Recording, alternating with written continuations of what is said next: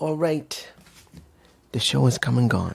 Hopefully you can hear me. I'm trying not to talk too loud because I don't want to disturb my neighbors, even though this is Friday night. There's some people who are asleep at this time. Against All Odds has come and gone. And I'm going to make this very clear. As you've already known me, I say it how I feel it. I say it as fair as possible. And you see the title. TNA did good here. It was not bad.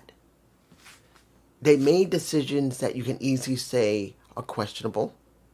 You can say they made decisions that were great.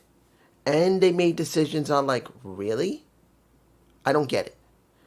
But the majority of the show was actually good, particularly the ending of the show. Instead of rushing through it, they made whatever agreement they made with Silver Lake WWE to get what hopefully I'll explain later. But let's start with the kickoff. I didn't watch it. But during the show, they did explain what happened between Ash by Elegance, her little ashes, and we get Hudson, we get Zaya Brookside, and we get Grace, who basically had a match. I did not like the match I saw on Thursday. It pissed me off. But we got two new women back on the roster. Well, technically, there are two new women because they are different now. Inspiration is back. Now, I want to say this clearly.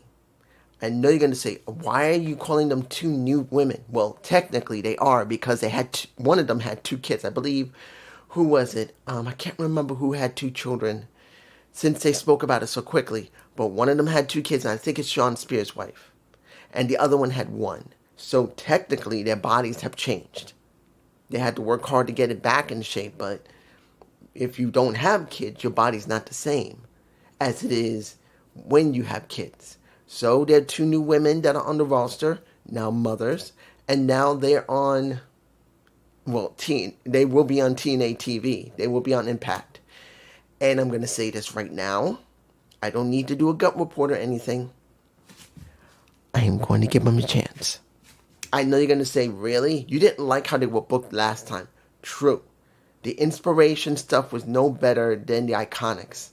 But now, there is no Scott. They have changed stuff up in this company. And now we got them who are older by 3 years. And they both had kids. Maybe they will give us a different type of persona. Maybe. I'm going to at least give them the shot. But if they go right back to the old iconic stuff, you're going to hear me rant about it because that's bullshit. They should do something different. They've been gone for 3 years. They both had kids. And the company's now different. You would expect them to actually expand themselves. If they do, I will give them their props and I will review them properly. If they don't do anything other than the iconic crap, I'm going to chew them out. It's as simple as that. Let's go to the first match, which was the International Championship. Steve Maclin versus Mace Warner. Let's make this clear. It wasn't really built very much. It was a good match, at least for Mace, which gave me another chance to see how he works the match and how his character is. Other than working with Sami Callihan, now he's worked with someone else. Hearing the Psycho Southerner. Let me give it like this. He's okay. But I knew that Maclin was going to win it, but I kind of wished Maclin had faced somebody else. And then you do something with Mace Warner that can make him interesting. Because he hasn't changed much from what little I saw of him when he was working with Sami. I'm hoping they will do something with him, but I don't know. But we are still seeing a winning streak for Steve Maclin. Here's the question. Who is Steve's next opponent? That's going to be the big question. Next, the 8-man tag. We got the System versus Matt, Jeff, Leon Slater, who I think I got a picture of him, Matt, and Jeff together. It's in my face. I'll be showing a couple of pictures here. I don't know what happened to his pants. Something was wrong with his pants. Either the string around his waist broke or he didn't tie it. Something went wrong because his pants just kept falling off his ass. And it looked bad. It was messing with him while he was trying to wrestle. Now, he tried to compensate for it, but he couldn't completely. Now, mind you, he did a nice heel off of what he normally does with messed up pants. And yes, Moose nailed him. But in the end, he was not the one who meant the most. And even though he did pin Moose, and it will be about him versus Moose probably again for the X Division title. I do believe he went up against him already once before. I'm forgetting. But this wasn't about him.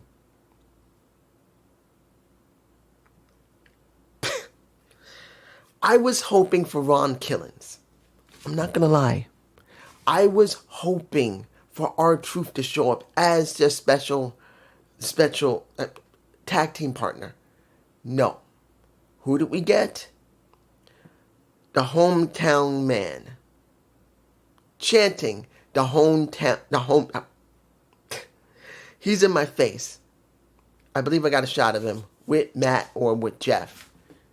Cody Deaner, who's supposed to be gone for the company, is now wearing a mask and the hometown man gimmick. And everyone was chanting for the hometown man. And I'm like, really? I can understand why they did it.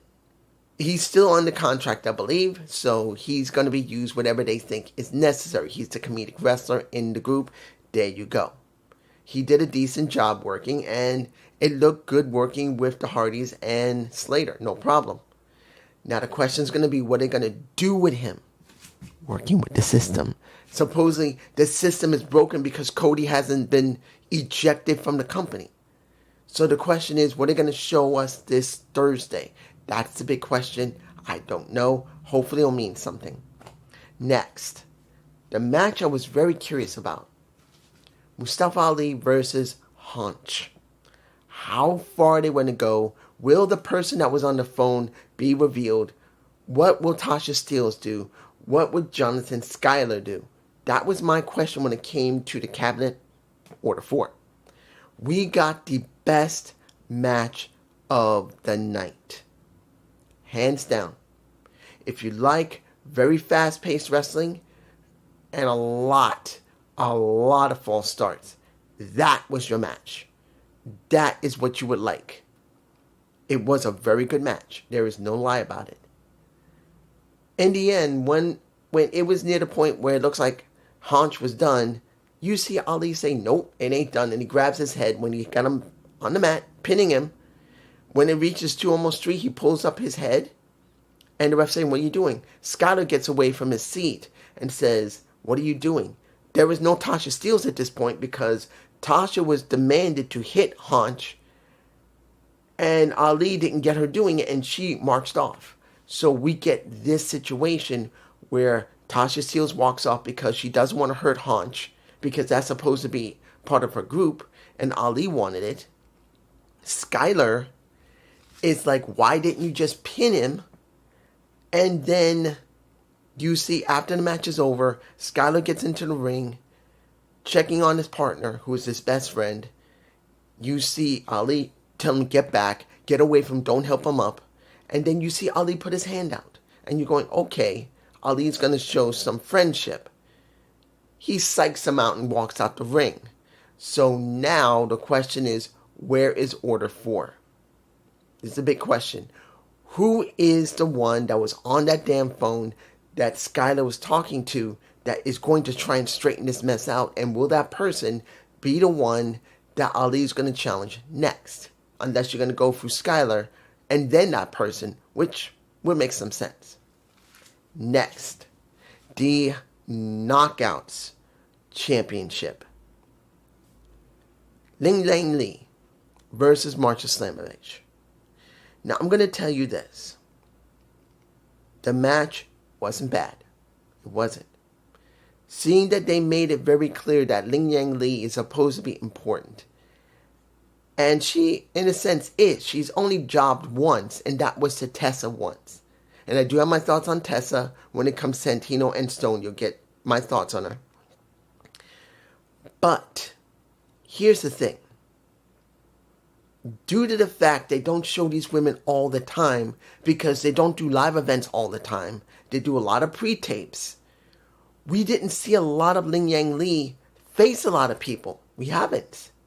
She's done tag matches and maybe one other match other than this one, but that's it. She didn't really feel substantial due to the fact that they don't show these women often enough and letting other women job for them that are from outside the company. And yes, I know you're going to say, and I know someone's going to say, dude, you don't have to worry about that. You know how many women are now on the roster? Yes, I counted it up. It's roughly about 20 to 21 women. Yes. But it's not the point of how many women we got on the roster now. It's about what they do with those women. Because look what's going on in AEW and look what's going on in Silver Lake WWE. They got a huge amount of women on their rosters. And what have they done with them? The majority of them, you don't see. You don't. And if you do see them, they're the same woman over again and over again and over again and over again. They don't show other women often. And that's I'm about to say TKO, Silver Lake WWE. They don't show very few women that are new often. And AEW, the only time when they show someone new is when they're trying to push them to give one of the major women there something to do in a couple of months. And then they fall from here to here. Look what happened with Megan Bayne. And this new woman, the Spider. I don't even know who she is. I haven't even seen the match with her. I haven't seen it. So clearly, 100%, I'm telling you, every woman that AEW gets that's new and really exciting and someone who's well substantial in the indie or in the pro wrestling business, they push them like crazy, they lose, and then they fall to the wayside. Or they push them like crazy, let them win, and then they just leave them like that. Just let them win with no character, no nothing. Here in TNA, going right back to it, you can easily say they do build their women better. But we now have 20 to 21 women on the roster. I think it's 20. But we got about 20 women on the roster. The question is, how are they going to book them and how we're going to see these many amount of women on weekly Impact TV if they don't go live all the time? This is a big question. It is a question. It's not the point they got a huge amount of women now. It's the point how they're going to book these women and how they're going to get them on the TV. Because if you don't see them, you don't know them. And if anybody says, we got Explosion. Explosion is mostly recordings and maybe one match. So don't give that to me. One match, from what I understand, one match, sometimes two. But it's usually one match for each Explosion. So that's bullshit. What TNA needs to do is make Explosion a full show without replays of anything. Show us these women, show us these men in actual shows. A 1 hour show, we see it with no interruptions from Impact. That's the only way you're going to really get these people over. But that's just me. And it cannot be on the app. It's got to be on YouTube, just like Power used to be on YouTube. Make Explosion free and not be seen days later. Just show it. Moving on. Kaz versus Joe Henry. Here's the story. Joe Henry is lost. He can't stand it. And Kaz has got on his damn nerves because he lost. And now he wants to rip Kaz's head off. And that is what this story is about. Not just about wanting to rip Kaz's head off, but now to rebuild himself back to the main roster and back to the main title picture. Let me give it to you like this. Focusing on the left leg was okay. And I did not know who was going to win. Didn't know. And I'm glad I didn't know. Because seeing that Joe was... Let's make it very clear. The story between him and Kaz is not over because Kaz cheated. So Joe will have still a gripe to deal with Kaz, which is a good thing because Joe needs to go from here to here, and he shouldn't shoot back up here. He's got to go here, here, here, then here. Yes, a big gap jump from here to here. But he's got to be from the bottom, going near mid-card, hits mid-card, then to the main title again. That's what they really need to do. build him correctly. And this might be that beginning, and I'm hoping it is. So for me personally, seeing Joe Henry build him back up on the card, instead of just being here, he's got to go through people. That's what I'm hoping for. Now, let's get some of this other stuff done. I'm going to say this about the advertisement for Zone. I'm not having a problem with it. They want to sponsor it because they're getting paid by them, so it's all right. And knowing that you can see a replay of it on Zone and Border Brawl, I had not seen it yet. Border Brawl. I was considering doing a review of it, but other stuff came in the way. And at this point, no one's going to want to see a Border Brawl review after more than almost 2 weeks later. So, I am going to see it though. When I get a chance, I am going to see Border Brawl so I can know what happened during the match. Because I did show a highlight of it on Against All Odds. But I'm probably not going to do a review because no one's going to want to see it at this point. Almost 2 weeks late, I believe. What is it? 10 days at this point? But at least I do know. Next. The reappearance of Killer Kelly and Marsha Slamovich's match. I know I could have said this during the match, but I wanted to make it separate. Like I said, there's a lot of women that came back. Inspiration is back. Now Killer Kelly is back. We got 3 new women on the roster, which is great. And knowing that Killer Kelly came back, had the chain in her neck, that used to be around her neck, that she fought with Marsha. She threw it into the ring and then left. The question is going to be, what type of feud is she and Marsha going to have? Will it be a lengthy feud or will it be short? I'm hoping lengthy because it makes sense that Killer Kelly have a lengthy feud with Marsha because people still remember their feud they had before after they came back as MK Ultra, came together as MK Ultra, and then they broke up. And I would love to see this. I'm hoping they'll make it lengthy going into Slammiversary, but you never know with TNA. You don't know. Hopefully they will. The next thing I want to talk about is the First Class Penthouse. Did I like it? It was okay. But this is not about them. It's about Santana. Santana came down to the ring, wanted to rip off AJ Francis' head because he ruined his shot to get the title.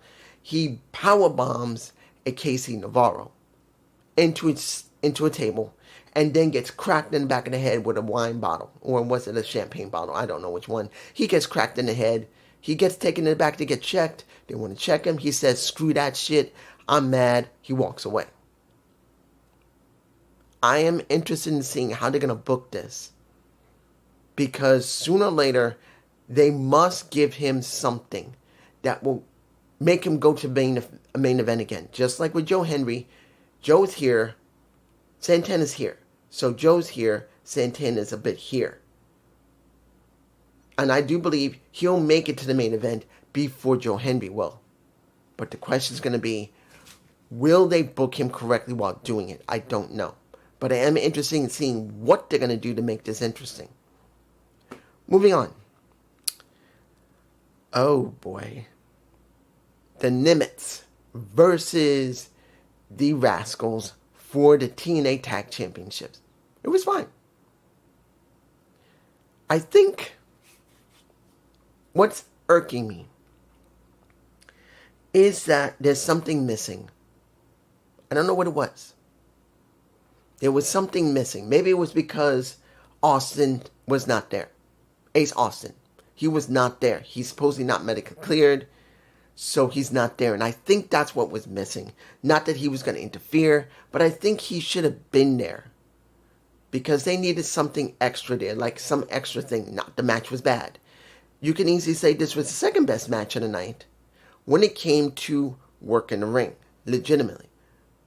And I really did think they did great. And in the end, Trey was one who jobbed for Ryan Nimitz. I know you don't like Ryan, but he's doing well. And I'm making this very clear.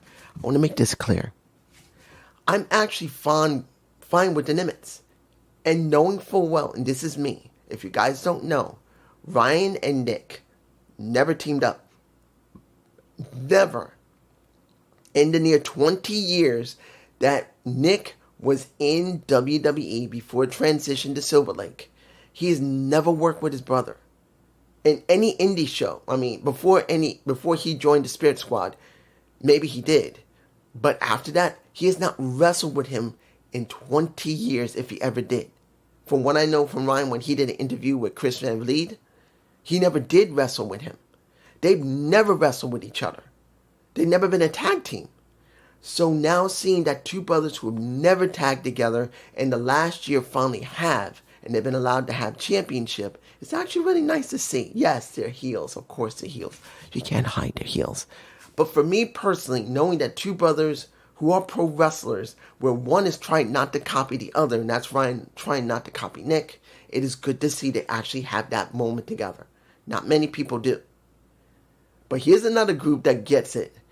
Mr. Stone versus Santino Marella. Who will be the director of authority? Here's the thing. I'm not going to lie to you. I wish they did not do this match here.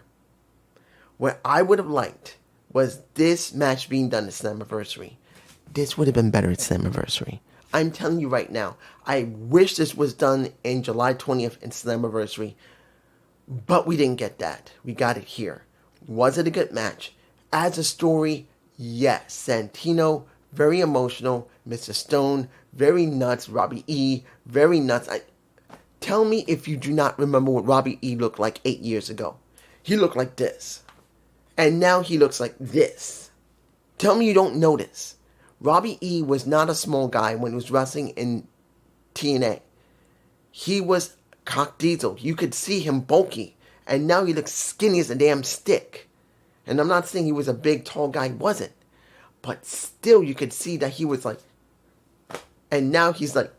He looks like me. I'm skinny. I'm like 160. 162, 164 at 5'8.5 on a good day.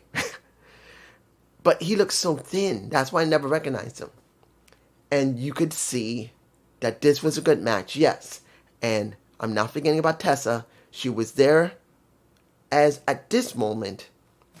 And I know about the concussion. Yes, she cannot wrestle yet. She's not cleared. But she is functional enough that she can at least be a supporting character in the Mr. Stone's arc.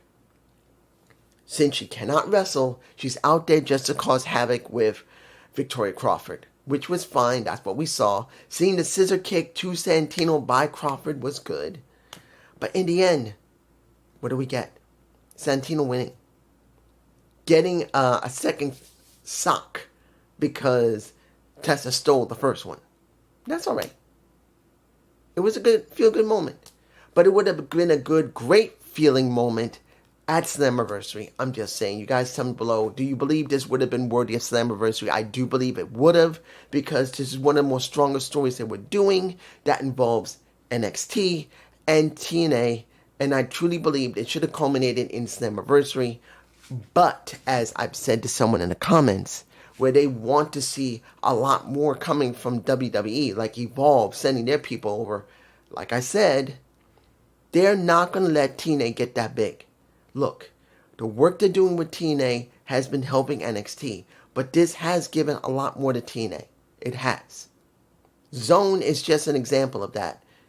But do you actually think Silver Lake WWE is going to give them a lot when they're a competitor? No. It's not like Anthem is a part of Silver Lake. It's not. There's still two corporations that work normally separate, but in this situation allowing parts of their own satellite companies to work together. And they're going to let them go as far as they go. Silver Lake is here with Endeavor, TKO Group Holdings, and WWE. And then you just got, Anthem and TNA. That's it. You got 1, 2, 3, 4. You can see who's got more money. You get my point. Now, final match.